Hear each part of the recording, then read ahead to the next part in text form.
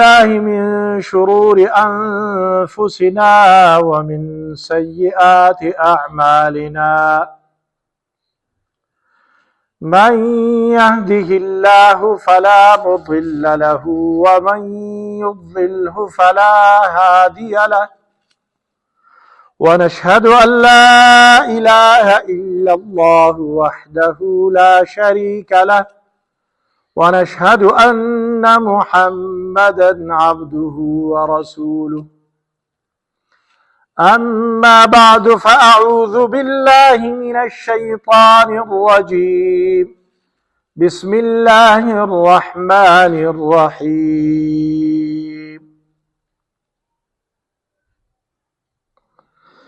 وإذ يرفع إبراهيم القواعد من البيت وإسماعيل ربنا تقبل منا إنك أنت السميع العليم ربنا واجعلنا مسلمين لك ومن ذريتنا أمة مسلمة لك وأرنا مناسكنا وتب علينا إنك أنت التواب الرحيم ربنا وابعث فيهم رسولا منهم يتلو عليهم آياتك ويعلمهم الكتاب والحكمة ويزكيهم إنك أنت العزيز الحكيم صدق الله العظيم. دا کم آیت چې ستاسو مخکې ما ولوستو دې آیت کې الله جل شانه د ابو الانبیاء جد الانبیاء مؤسس بیت الله مؤسس په یو شان کې د بیت المقدس د دین د عظیم مراکزو بیت الله شریف په دویم پیر تعمیری نو چې الله پاک د چا په لاس کړی دی پلار او زوی څوک دی چې بیت الله شریف د ابتدا د بیت الله شریف خو خیر فرشتو کړی و او د هغې نه بعد چې کله د حالاتو شکار شوه نو چا د بیت الله شریف افتتاح کړی دا او چا ورته نښې ښودلي دي وړو وایاست دا ستاسو بیان هم دی خو ستاسو نه سوالونه هغه شاته ټوپۍ والا لوبې کوي په ګړۍ کې دی ودرېږه هلکه بیت الله شریف چا جوړ کړی پاسه اخوا دې خوا مه ګوره پاسه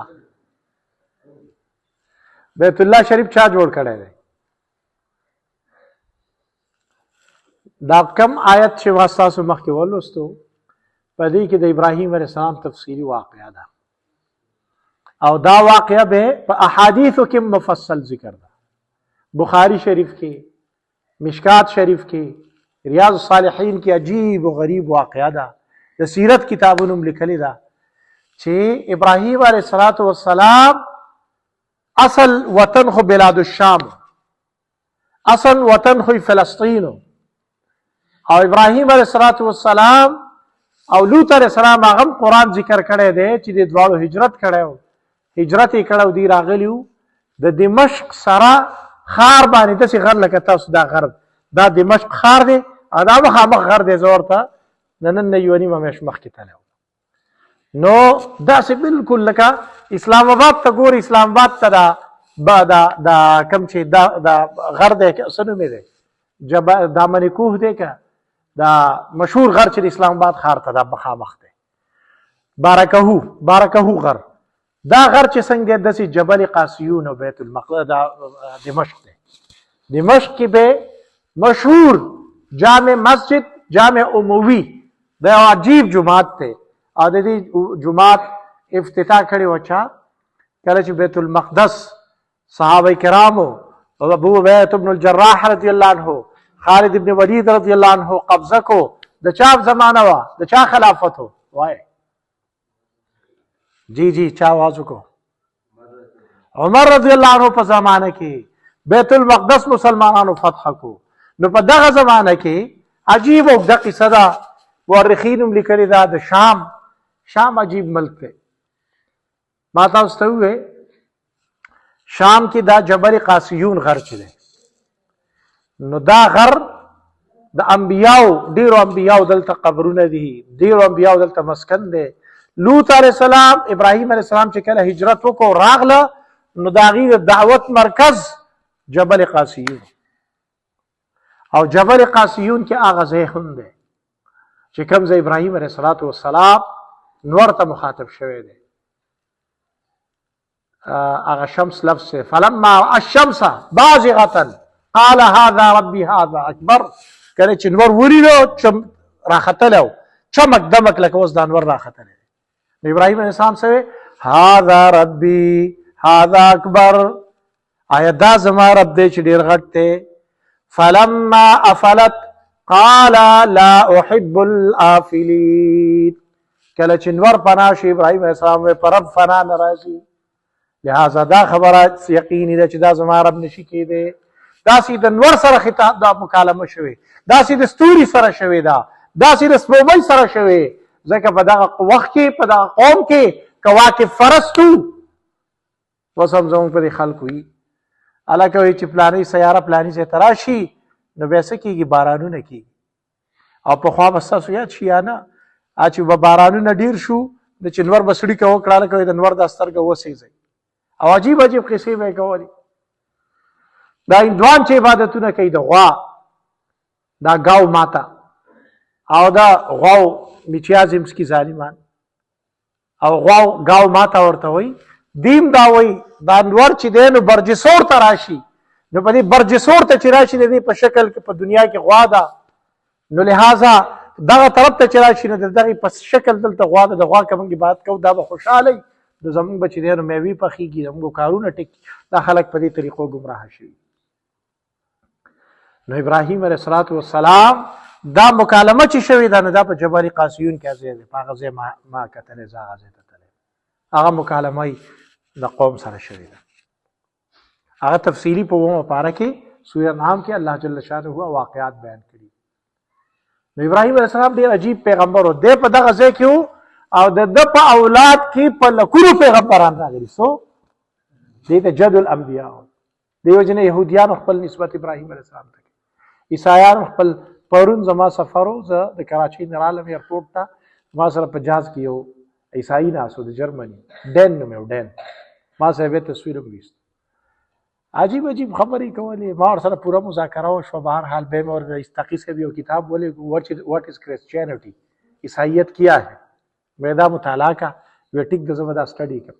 بیا ورسره فلسطین په دې موجوده حالاتو باندې مذاکره وشوه، په اسرائیلو باندې. نو دمشق په هغې کې یو عظیم جماعت دی، جامع اموي ورته وایي. او کله چې دمشق فتح شو نو دغه جامع اموي دا ولید سلیمان ابن عبدالملک یا ولید ابن عبدالملک په دې دواړو کې، یا ولید ابن عبدالملک،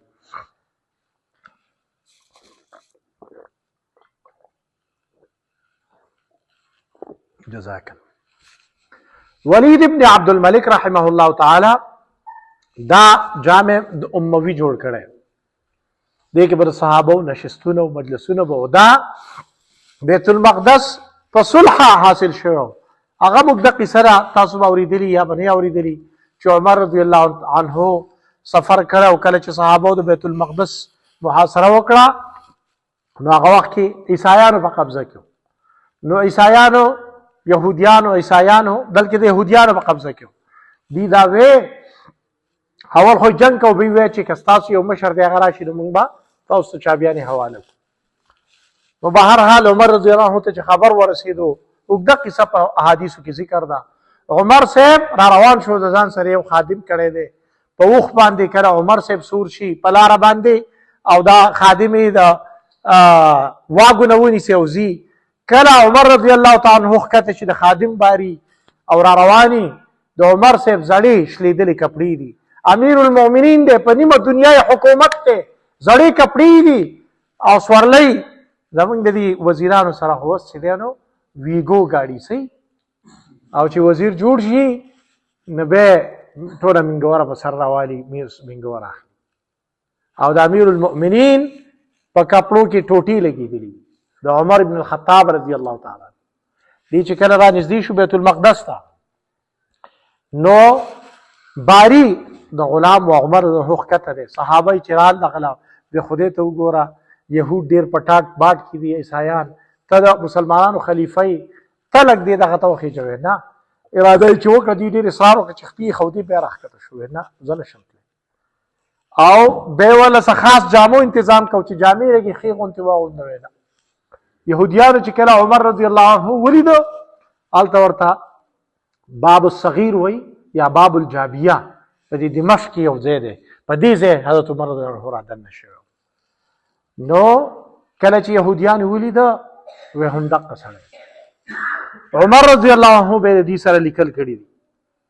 عمر رضی الله تعالی عنه به د دې سره لیکل کړي چاپیان یې حواله کړي دي اوس هم په بیت المقدس کې یو جومات ته جومات ته مسجد عمری وی کوم کې چې عمر رضی الله عنه څه کړی مونځ کړی مسجد عمری یهودیان ظالمان نن د هغې په قبضه کې دي عمر رضی الله عنه به هغې سره لیکل کړي دي چې یهودیان دلته عبادت له راتلی شي عیسایان دلته عبادت له راتلی شي خو اوسېږي به نه او د دې نه مخکې چې د یهودو په لاس کې و عیسایانو ته اجازت نه و چې په دې کې عبادت وکړي اوس هم دې ظالمانو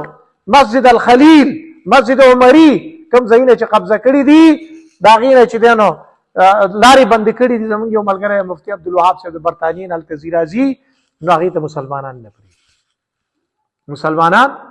نه پرېږدي ظالمان دي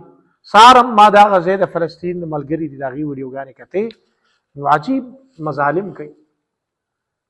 ما ته هغه عیسایي وویې چې دا خو د دوی هوم لینډ دی نو ما چې هوم لینډ شي زه دا عرب دي اصل کې مالکان خو د دې عرب دي ما ورته وویې دی د جرمني مې ستاسو هټلر دا ولې وژني وایي زه په دې باندې ډېر خفه یم دا یې ولې وژلي وایي غټ کار یې کړی دا 100 ملیون دا یهودیان هټلر وژلي یو څو یې ژوندي پرېښي ووایي چې تاریخ ویني خلک دا ویني چې یهودیان ما ولې وژل د دې شرارتونه اوس هم شرارتونه دي د نبي علیه الصلاة والسلام سره دي دوکې کولې فراډونه به یې کول هغه هم په سیرت کې عجیب عجیب بنو نذیر بنو قریظه بنو قینقاع واقعات عجیب و غریب به واورئ تاسو چېرته سیرت وګورئ د عمر رضی الله تعالی عنه چې کله بیت المقدس ته دننه شو پاک یې کړو مونځ یې وکړو بیا یې د یهودیانو سره اګریمنټ کړی دی د عیسایانو سره نن چې څوک د 2 سټیټ قایل دي چې اسرائیل دې ومنلی شي فلسطین دا د عمري اګریمنټ عمري معاهده کومه چې عمر رضی الله عنه کړې وه په هغې د معاذ بن جبل رضی الله عنه دستخطونه وو په هغې د ابو عبیدة بن الجراح رضی الله تعالی عنه دستخطونه وو په هغې د ابو موسی اشعري رضی الله عنه دستخطونه وو دوی د هغه معاهدې خلاف ورزي کوي زه شام کې وم نو ما له بیان راکړو نو ما به د شام خلکو ته وې ما وې نحن ننتظر فیکم صلاح الدین ایوبي رحمه الله تعالی موږ ستاسو باره کې بیا د صلاح الدین ایوبي انتظار کوو چې د یهودو او عیسایانو باندې سر چکراو کړی صلاح الدین ایوبي رحمه الله تعالی دا قبر په جامع اموي کې په دمشق کې وسم شته دا جامع اموي دا غټ جومات چې دی د دې نه چې داسې وځي لکه دلته اوس موږ وځو کو داسې دغه طرف ته ورشي داسې سیټ ته لاړ شي دا ډېر غټ جومات دی نو په دغه ځای کې د صلاح الدین ایوبي رحمه الله تعالی قبر دی بیا چې داسې قبلې طرف ته دې خواته شاته لاړ شي لږ مخکې د نور الدین زنګي رحمه الله تعالی قبر دا کردو صلاح الدین ایوبي